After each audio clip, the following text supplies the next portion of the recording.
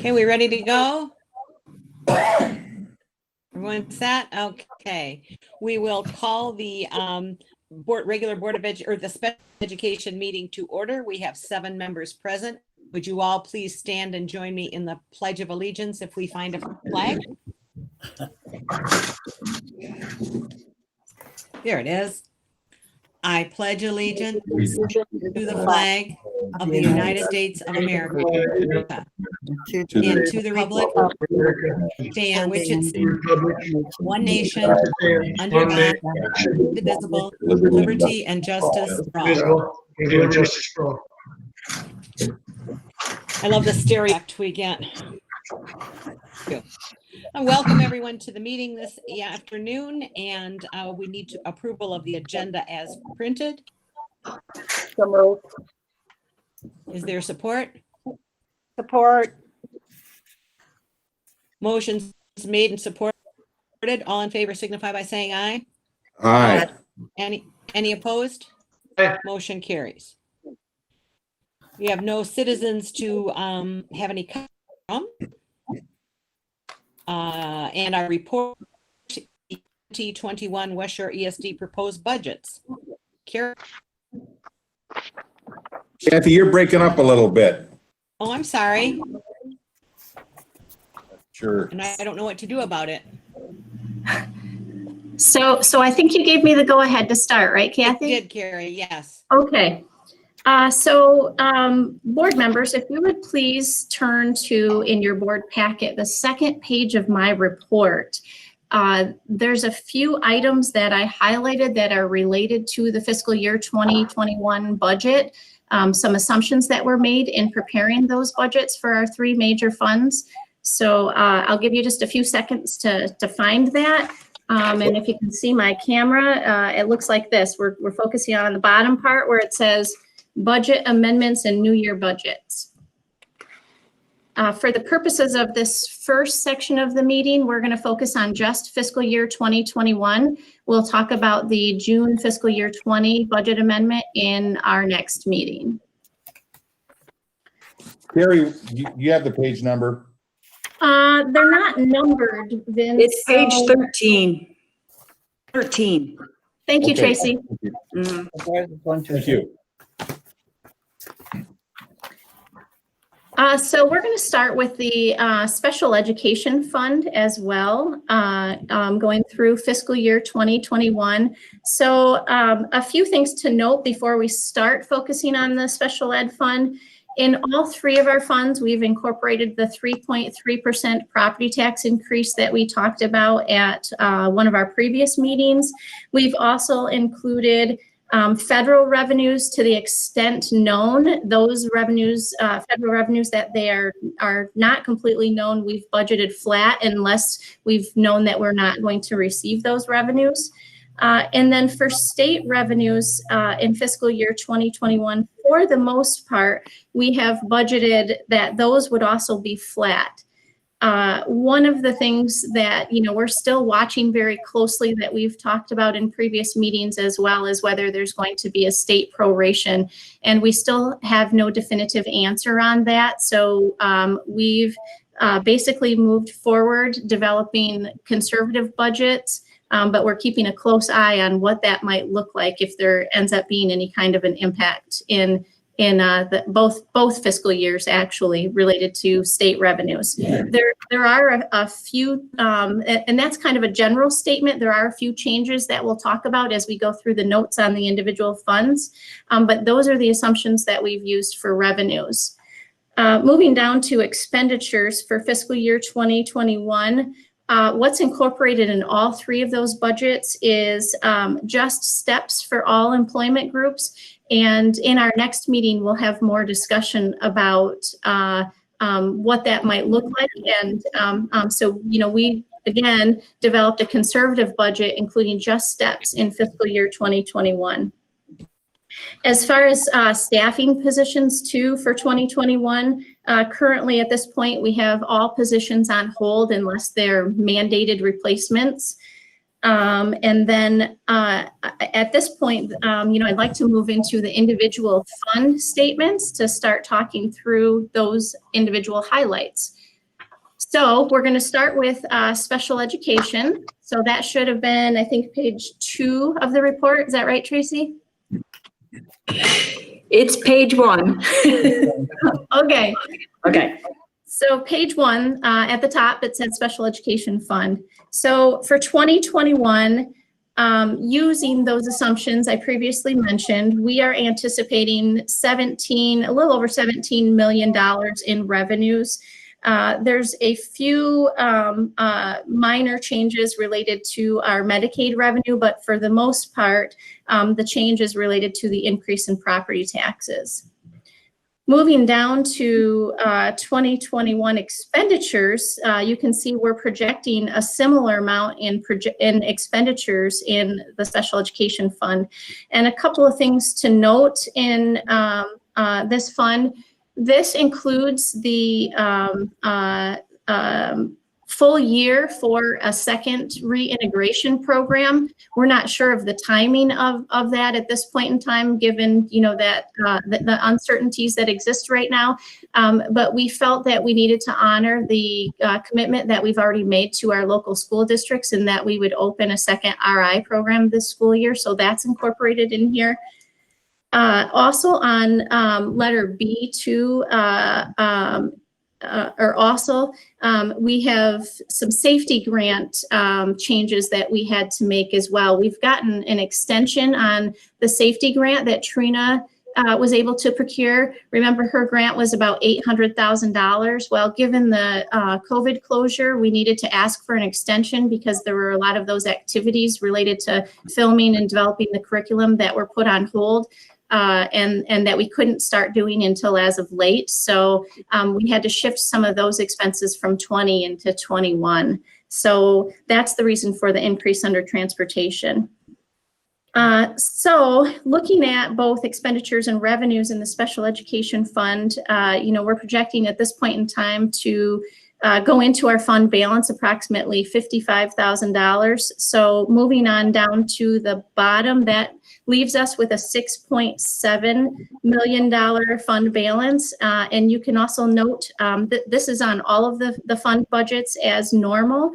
I've included what that minimum is that's approved by the board as well, and included that as a dollar amount just for your comparison.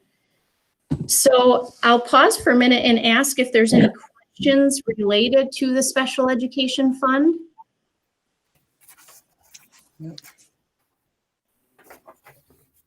Okay, barring no questions, let's move into the general fund. So the general fund, the fiscal year 2021 budget, same assumptions apply. The one thing to note about this budget too is that this is the same budget that was presented to our local superintendents and their board representatives in April, and subsequently approved by them and their boards in May. So starting off with the general fund revenues, we have about $6.1 million. This is a decrease from the prior year. And the reason, there's two predominant reasons for that. And they're really both related. So Grand Valley State University, we've mentioned this in the past, that we have a couple of programs that were really statewide initiatives that impacted a greater region than us. We will be transitioning those in 2021 over to Grand Valley State University. One of those is the code.org, and the other is the MySTEM Advisory Council grant. So both of those will transition over to Grand Valley in fiscal year 2021. So moving down to expenditures, we're projecting a $6.1 million expenditure change. And, because of those Grand Valley transfers, we will have a corresponding decrease in expenditures. The one thing to add, though, is that we've projected in 2021 the addition of the instructional services consultant. That was something that we had, as you'll recall, we put on hold for 2 years, basically. In part, it was because we wanted to work on our strategic planning and go through the comprehensive needs assessment to make a determination and really collaborate more with our locals on what the need might be for that position. But we are planning at this point in time for 2021 to fulfill that slot. I will tell you that right now, at this point in time, we have put that on hold, just given the uncertainties related to, our upcoming budget. But we felt it was important to include that in there in our budget, because in April, we were already having discussions with our locals about fulfilling that obligation. So it is included in here, but we have put the hiring of that position on hold for now. So in the general fund then for next year, we're projecting to go into our fund balance just a little under $19,000. And so that leaves us with about just under $2.5 million fund balance. And you can see the minimum that I have posted there as well. You'll remember too, with our general fund, the general fund is the least restricted fund of all three of our funds. So really anything that's not special ed related or general or CTE related falls into this fund. So I'll pause again for a minute to see if anyone has any questions on the general fund. Yeah, Carrie, I've just got a quick one. CARES Act money. Did we receive any CARES Act money at the ESD? So the first round of CARES Act money, we were not eligible for. Our local school districts received a little over $2 million, but ISDs were not eligible for the first round of CARES monies. We're not sure about the second round. They just recently announced what those figures might be. And I have those at the top of page 2 of my report, what those dollar amounts are, and it's still yet to be determined on whether we will be eligible for those funds or not, but we're hoping so, because some of them are directly related to some of the safety protocols and stuff that we've had to incorporate. Any other questions? So if we get that, it's just found money, right? I'm sorry, Mark, what? So if we get that, it's found money. It's just extra. It's not reflected in this budget. It is not incorporated in this budget, no. I should The check. expenditures are the estimated expenditures related to some of the safety stuff. Yeah, but the revenues are not. Okay. All right, good question, Mark. Anyone else? All right, so let's move on to CTE. So CTE for 2021, we have projected, again, same assumptions, the change in revenues. We're at about $4.1 million in revenues. And the biggest change for that is our property tax increase. Moving down to expenditures, we're at $4.2 million projected in expenditures. I can tell you that at this point in time, related to CTE, there were a lot of changes that were made because of the closure in the previous year, and you'll see that when we go through the 2020 budgets. The one number that has a significant increase is under instruction compared to last year. And also compared to 18-19 actuals. So we're keeping a close eye on what that might look like. And we've had some discussions with staff too, because we do have some other initiatives in CTE that we're really trying hard to work through those initiatives too from a long-term planning perspective. So there could likely be some future changes on that added needs line, the almost $3 million, $2.9 million. So from a CTE fund perspective, we're projecting at this point in time to go into our fund balance about $160,000. And moving on down to the bottom, that leaves us with just a little over $3 million in fund balance at the end of June 30, 2021. So keeping in mind that, as with most everything during this uncertain time, we've developed the budgets the best that we know them to be at this point in time. with all forces moving ahead, with the implementation of our normal programs and services that we operate in the fall.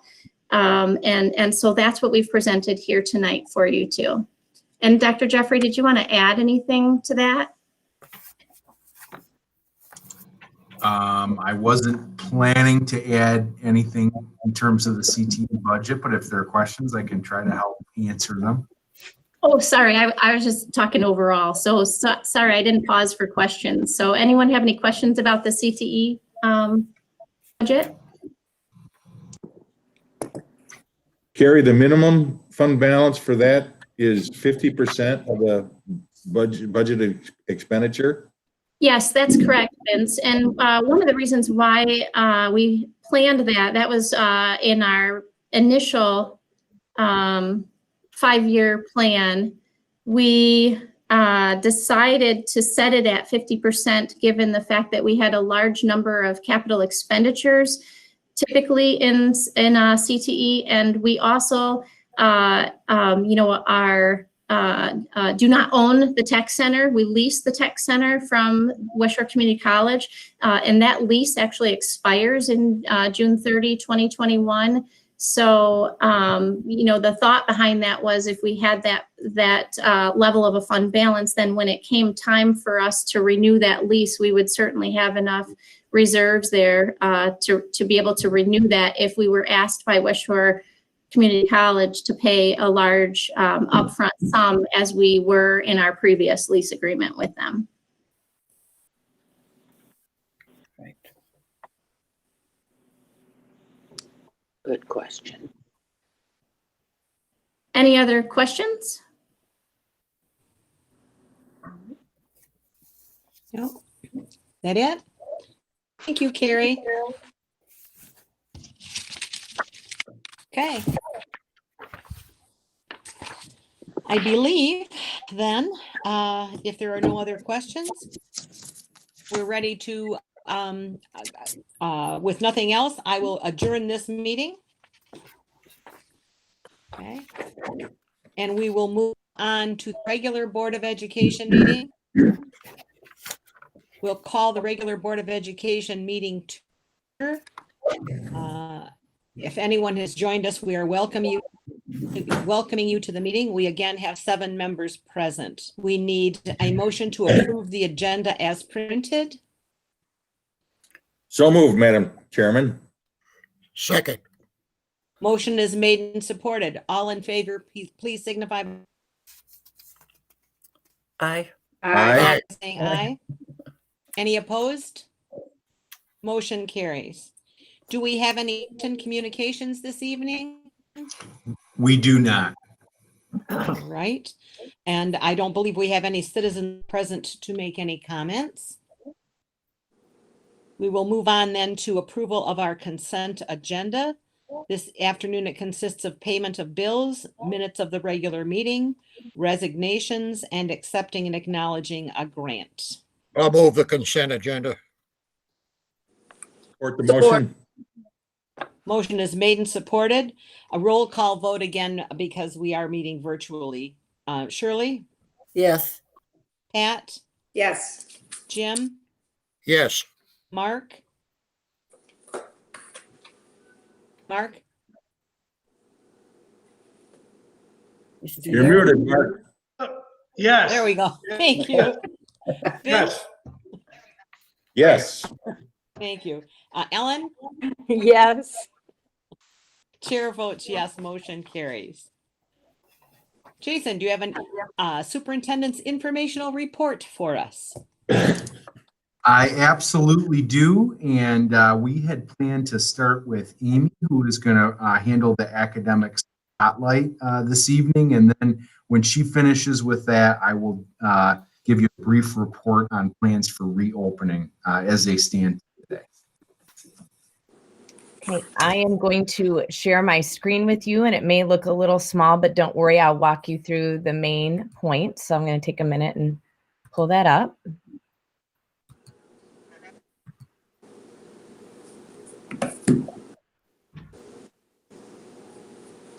Okay, I'm here tonight to talk to you about, we know that the spring was much crazier and much different than we ever imagined. And while schools right now are pretty much out of session and everyone's taking a little bit of breather, we definitely already, and have been for a while, are already thinking ahead to next year and what all the possibilities are with that.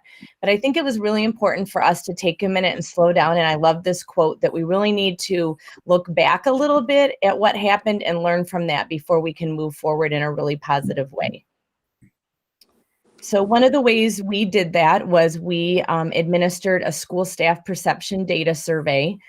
We really wanted to not only learn from that data on what was challenging and frustrating to our educators, but we know some things did go really well. And so we also wanted to give credit where that is due for those things. And also, there's this saying, if it's not broke, you don't fix it. So if there were things that we're hearing from school staff went well, that's not something we would want to concentrate on for the fall to change in any way. But really the plan is to use some of that perception data to plan and then make improvements for the fall. We do know there will probably from now on be some kind of distance learning, whether it's a hybrid model, closing that comes later in the year with an outbreak of COVID, or just parents who don't feel it's safe to send their kids to school. And if we're able to offer a remote learning option, hopefully we'll keep those kids enrolled in our local districts versus them making the move to some virtual. So we administered the survey for a week at the beginning of the month. We did have 233 responses, and we compiled the summary by individual districts and have shared those with administrators. And then we took a look, my team, and compiled just what the ESD as a whole had to say. So there's a slide, again, given the participation, and it varied from district to district. And we also tried to include every role that would exist in the school to get their feedback as well. So I'm going to share with you just some of the major things that came out of the survey. And I have to say that, I'm not necessarily very surprised at the results, and I don't think you will be either, but I think it's important to note that we shouldn't operate on assumptions. And so it was important for us to collect this data to really back up what we thought we knew about how the spring went. You can see that most educators found this a very difficult, challenging, and stressful situation. And we know that probably is the same for our parents as well. And then the second highest indicator mentioned was it was very frustrating that there wasn't more participation or engagement. And there's a variety of factors that might be chalked up to, including we know that we were given grace from the state in terms of accountability and testing and things like that. And we definitely feel that probably led to that result of participation being down, including, things like technology and device access. But again, we did have 42% of our 233 responses say that they thought it went okay, good, or great.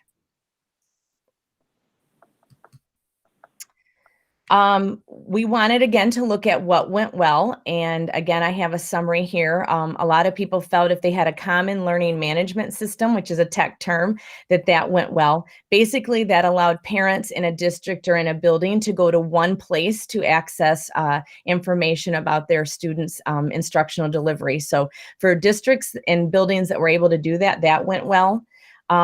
We think people were very creative and were able to find a bunch of ways to approach students, provide learning for students, and provide support. And then we definitely thought that meeting with in person, even though it is remotely through Zoom or Google Hangouts, was something that went well as well. You can see a few other things that came across as well as, again, we got kudos for our ESD tech department and our other departments for creating those landing pages on our website that provided resources to our locals that they didn't have to stress about or organize themselves. And that was mentioned in the comments. Looking ahead at what the biggest challenge was, again, that lack of student participation, communication, and parent support ranked very high. And then again, all the issues we know technology brings about. Other comments there mentioned were, again, just not having the time to be really organized. This came about so fast in districts, we didn't see it coming, that to really organize and prepare in a way we normally would for a new situation definitely wasn't able to happen, which again is why we're looking ahead to what we can do next year now that we have a little bit of time over the summer to make that better.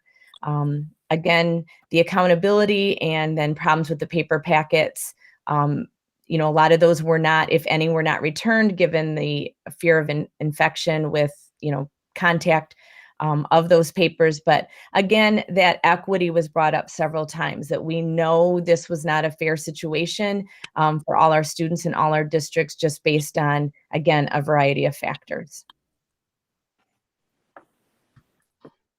So what happens now? So we have formed some work groups, and I think Dr. Jeffrey is going to talk about that next. But what we're really hoping is that we can take all these indicators that lead to success, take the data we've collected regarding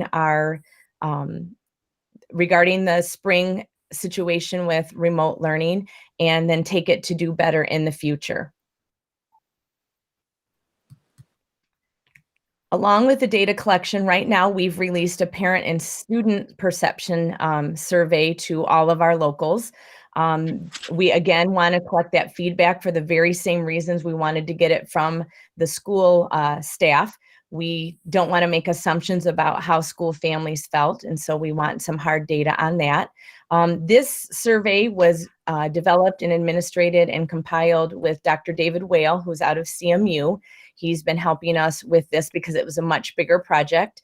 It's currently open for administration, and we have 764 responses from our local districts thus far. But you can see it's open, I think, till next Monday. So we're hoping to get a lot of good data for that. So I just wanted you again to be kept in the loop around what we're finding from this experience we had. And again, the important point, I think, is that we want to use that information to do better in the future, no matter what the future does look like.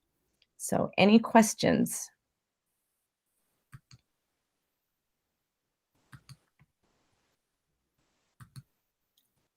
I don't hear any, Amy. Thank you. Okay. Mm-hmm.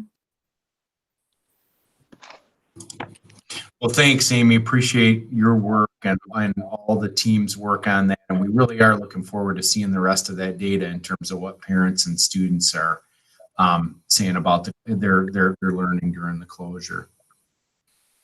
So, Kathy, if it's okay, I'd like to just give you a brief update on plans for reopening. Obviously, that connects a lot with what Amy talked about. Yes. Okay, so I think most folks are aware that last Wednesday, the governor made an announcement, and basically she said, hey, we're going to have an opportunity to go back to school and learn in person next year. She kind of qualified that with, you know, there will be mandatory health and safety protocols, and at times those protocols may be strict, may be well prescribed, but that's certainly something that we're excited about. At least the possibility to return to schools.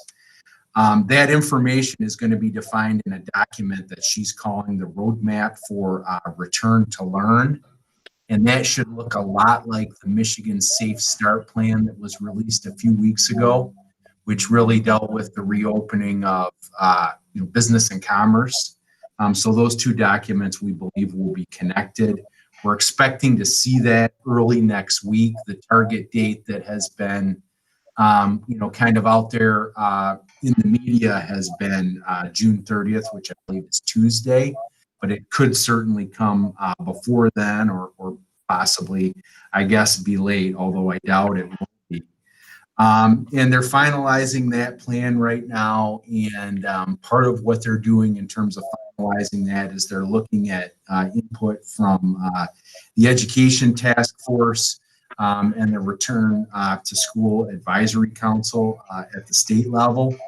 Really what the roadmap for Return to Learn will do is it will set the minimum health and safety requirements that schools will be asked to enact. And that will be the minimum standard, but schools will certainly have the freedom to go above and beyond that if they choose. And part of that will obviously be that we'll be expected to work with our local health department in terms of what those plans might be. The guidelines are really going to give us 4 options. I mean, the first option is stay-at-home learning.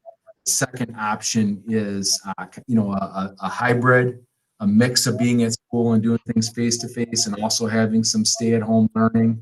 The third option would be face-to-face learning with safety protocols. And the fourth option would be face-to-face learning, kind of as we did it before.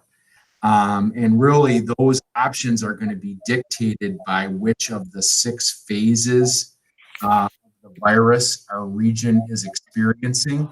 So if you remember that Safe Start plan, there were 6 phases for that, and currently, right now in our state, we're either in phase 4, which is the improving phase, or north of here and into the Upper Peninsula, we're in phase 5 right now, which is the containing phase.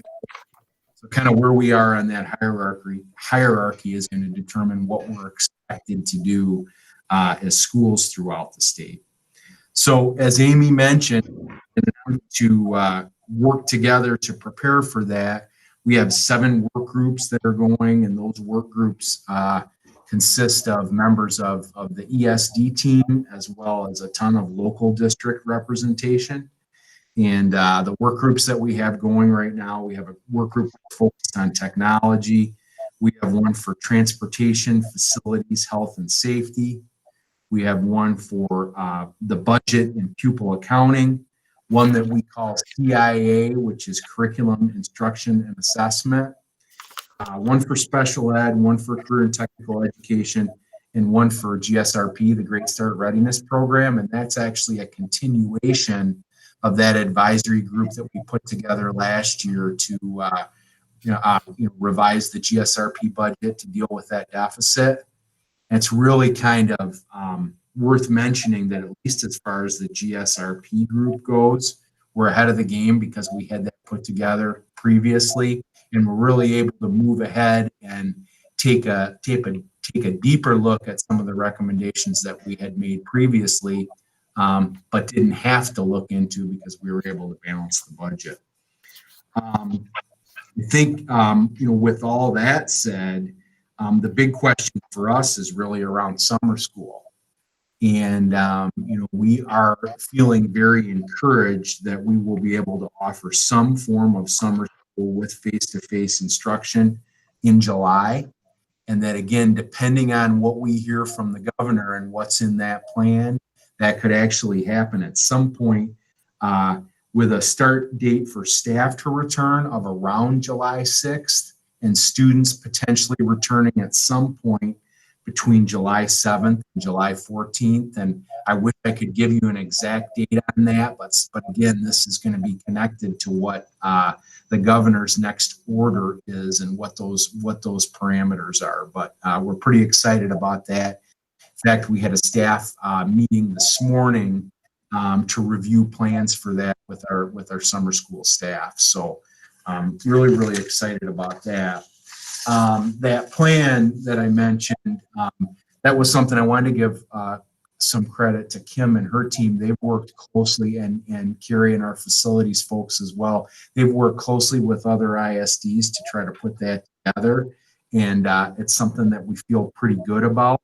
Again, once we get that information from the governor, the next step will be that we will make sure that that plan aligns with those expectations, and then we'll get that to the District 10 Health Department to get their concurrence on what we're planning to do. And hopefully the next time we get together, even previous to that, there'll be some communication to you telling you that summer school is on the way. So that's just a little bit of information about where we're headed.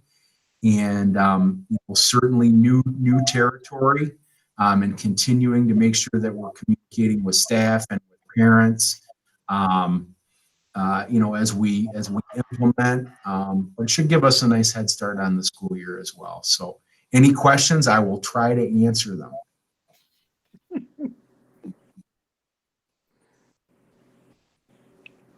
I don't hear any. Thank you, Jason. Thank you. Okay, we will then move on to our education reports, beginning with the educational services report, beginning with Amy, I believe, instructional services. Yep, I'm back again. So All right. that's pretty much my report this month. Is summarizing.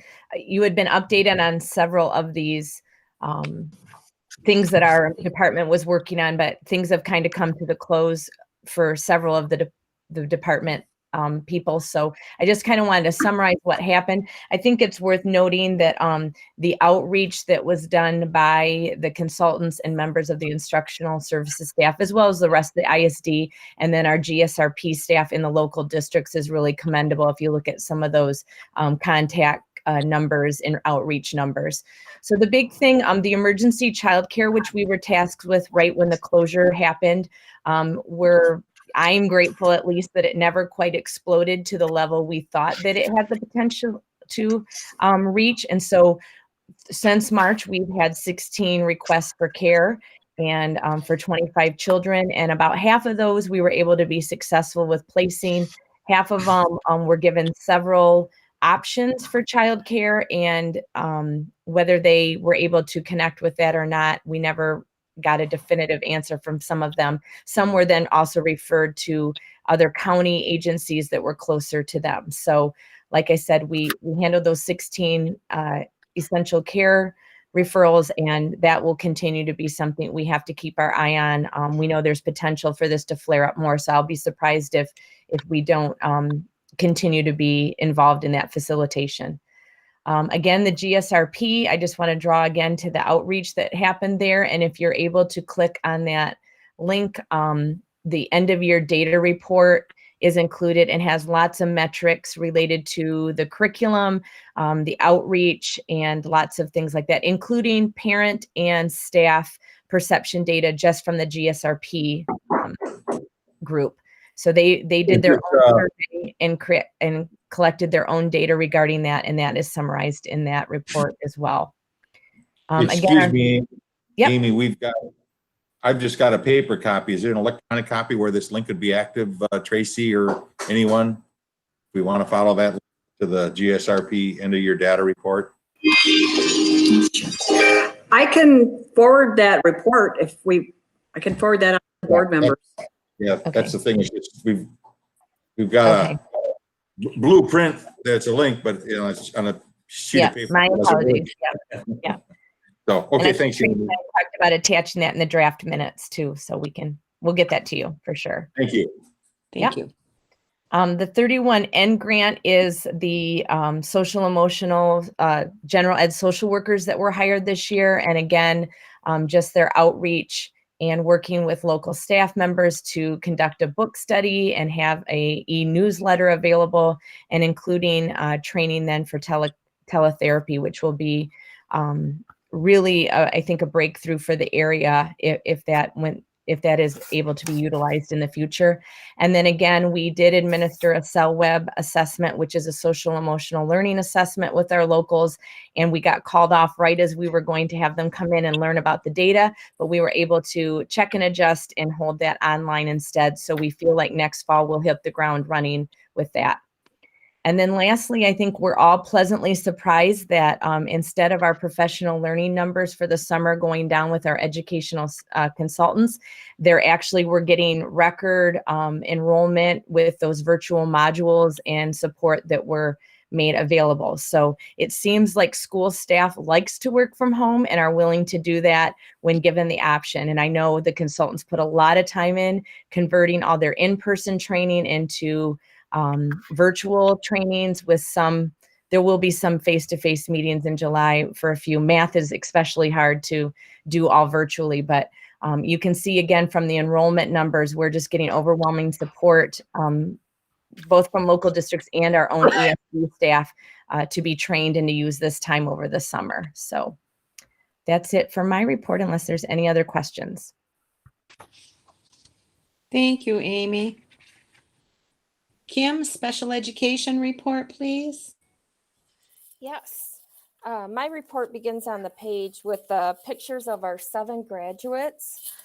We actually went on a celebratory graduation caravan today, I guess you would call it, led by the boss, Mike Druzel, Dr. Jeffrey, Trina, myself, and multiple staff members came out for this time to recognize our students. We held mini graduation ceremonies in driveways across 3 counties today. A little bit rainy here and there, but it provided a great opportunity for students, staff, parents to just kind of reminisce about the journey along the way to this milestone and wish the kids well. You know, we haven't seen them for a few months in person, so it was a great opportunity. And other news, we've been working on handbooks, and we've included those for first reading. Trina is also part of a national task force. Dr. Jeffrey spoke earlier about our ESD level work group. So this is a national one that Trina is on. So it should be beneficial to our work here locally also. And last but not least, our Special Education Parent Advisory Committee did hold a virtual meeting in May, and the minutes from that meeting are included in your packet. One of the topics they discussed was the cancellation of the Make a Difference Award ceremony, and we're hoping that that could potentially be held in the fall. Any questions about special education updates? No? Okay. Okay. Thank you, Kim. Thanks. Dale, career and technical education update, please. Thank you, Madam President. I can be very brief. Here he is. Just to follow up on what Dr. Jeffrey said of the work groups, the CTE Return to Learn consists of and several area counselors and some CTE staff members. We've met a couple of times, and we've identified our questions and concerns, and we're anxiously awaiting the governor's announcement on June 30th, and then we'll meet right after that to really get down to brass tacks about what that and what we'll have to do for CTE to serve everybody's needs. There are some state level CTE work groups. I'm a part of one of those on construction trades with some state the teachers that teach construction around the state to figure out with state home learning and if we're called upon to do so, and developing lesson plans that can be shared around the state. And those efforts are on for all of our programs with different CTE leaders, directors taking the lead on those work groups.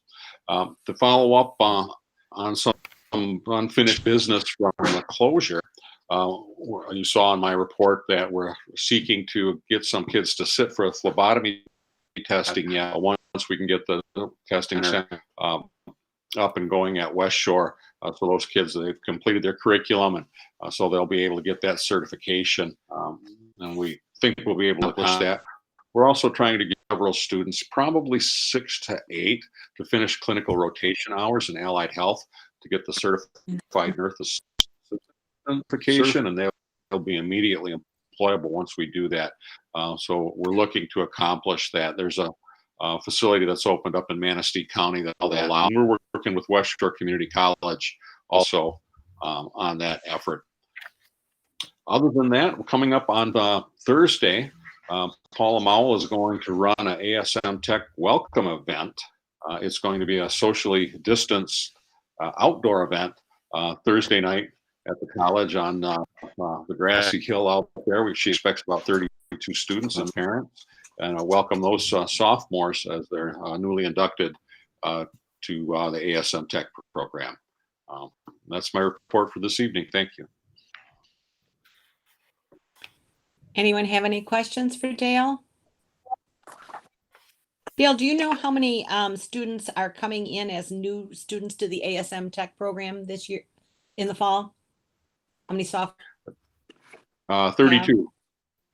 Thank you. was the number. Right. Okay. Thank you very much. All right. Thank you. We will move on to the. Anything else? We'll move on then to the business office's update. Carrie? Thank you again, Madam President. So I was thinking about what Amy said in that math is something that's hard virtually. So here we are looking at numbers again. In relationship to the 1920 budgets, there's really a common theme related to all three of our funds. And, that theme is related to our continuity of learning plan. So, certainly we had folks who were, as Amy had shared with you earlier, folks who were, working on providing instruction in a different manner to our students. And so in some ways that impacted us from a budget perspective. So just a few of those highlights, one particular area was transportation. We had some savings in fuel related to not transporting students anymore. We also have a large share of our special education staff who are ancillary staff that travel around our 3-county region. And so, during the closure, we had some savings related to transportation, local mileage, reimbursing them. Also some planned workshops and conferences as well. In the instructional services side, some professional development offerings. For example, we definitely tried to offer any of those that were virtual, as Amy had explained, but there certainly were some modifications that we had to make as well. So, those certainly impacted all three of our budgets. So as you'll note then, in all three of the funds, we have a little bit of savings in all three of them. And so those are predominantly the reason for the changes that are noted in the 1920 budgets. So any questions related to the budgets?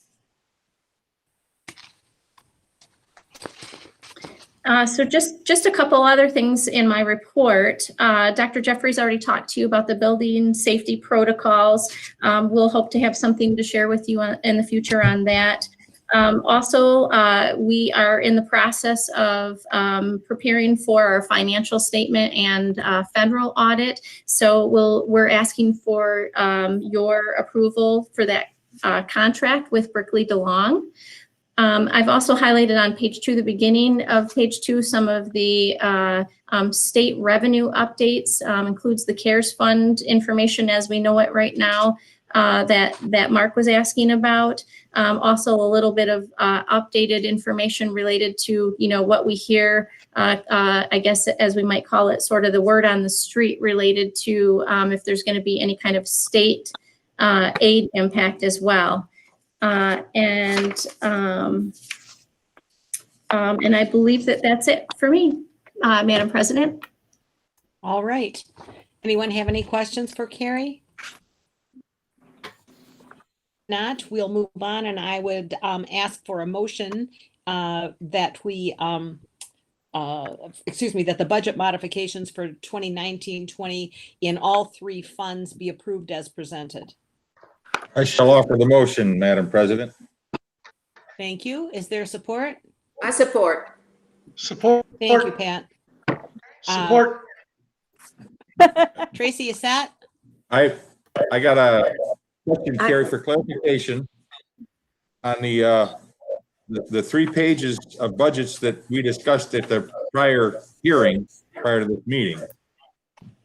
This motion right now, we are approving the 3rd column of numbers that was on that, which is titled the current proposed 2019/2020. That's budgets. correct. Yes. Correct. Yeah. And then Thank later you, motions are going to be with the 4th columns on those documents. Right. Thank you for that clarification. We'll begin voting. There's no discussion. Shirley? Shirley? Pat? Yes. Jim? Jim? Yes. Thank you. Mark? Yes. Yes. Thank you. Vince? Yes, Yes, yes, yes. Ellen? Yes. Chair votes yes. Motion carries. Okay, we get to do it again a few more times, everyone. I'll entertain a motion that we approve a contract with Brinkley DeLong for the 2020 fiscal financial statement and single audit. I'll make that motion, Madam Chair. I will support the motion. Okay, Motion made by Jim, supported by Vince. Is that correct? Yeah. Any discussion? Yes. Shirley? Pat? Yes. Yes. Yeah. Jim? Yes. Yes. Jim, I think it's Mark? Yes. I think it was Yes. Mark. Okay. Vince? Yes. you can only vote once, sorry. Ellen? Yes. Oh, motion carries. No, no opposed. Motion carries. All right, then we have a recommendation for the 2021 proposed budgets. We will begin I'll with make the career and motion, technical Kathy. education. All right, Shirley made a motion that we approve the career and tech. Is there support? I'll support that. Ellen supported. Ellen got Any it. discussion? We'll begin Yes. voting. Shirley? Pat? Yes. Jim? Nod your head, Jim. Yes. I'm not getting your, Mark? I'm sorry. Mark? Vince? Yes. Bobblehead, yes. Ellen? Yes. Chair votes yes. Motion carries. And a motion for the general fund budget, please. I will move the motion unless somebody beats me to it. I think it's yours, Support. Vince. I'll Is there support. support? Support by Pat. Any discussion? Shirley? Pat? Yes. Jim? yes. Mark? Yes. Yes. Vince? Vince? Yes. Yes, yes. Ellen? Yes. Chair votes yes, motion carries. One more time for the special education fund. Is there a motion? So moved. Ellen or Shirley? Did you get it, Tracy? All right, any discussion?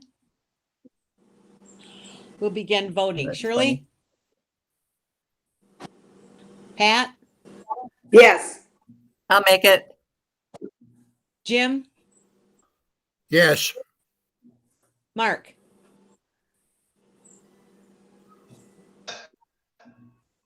Yes. Nod your head, Mark. Yes. Vince? Yes. Yes, And Ellen? Yes.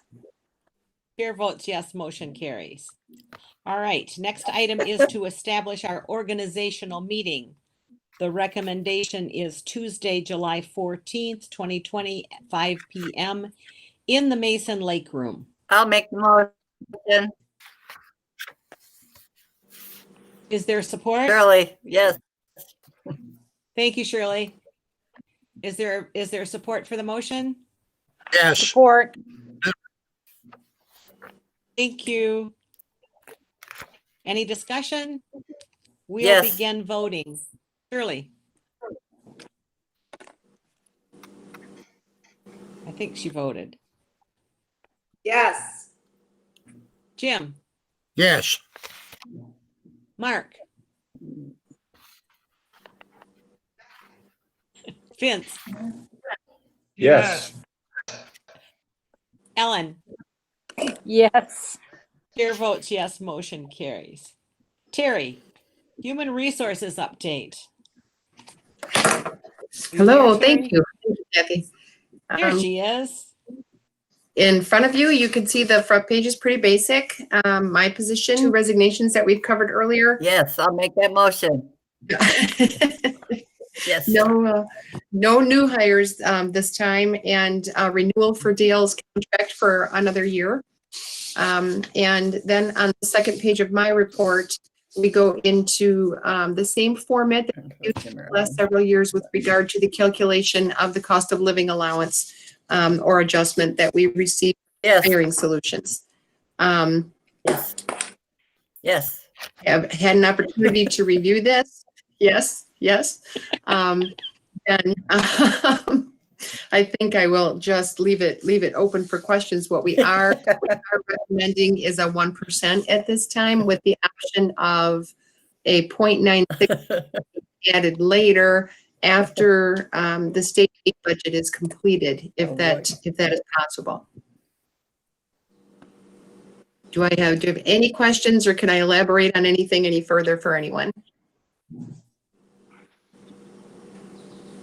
I'm assuming this, if we adjust the later, if we hope the numbers are favorable, that would probably be in the October, November timeframe when we typically first revision of the budget. Would you agree, Terry? Yes. And Terry? Yes. Yes. Okay.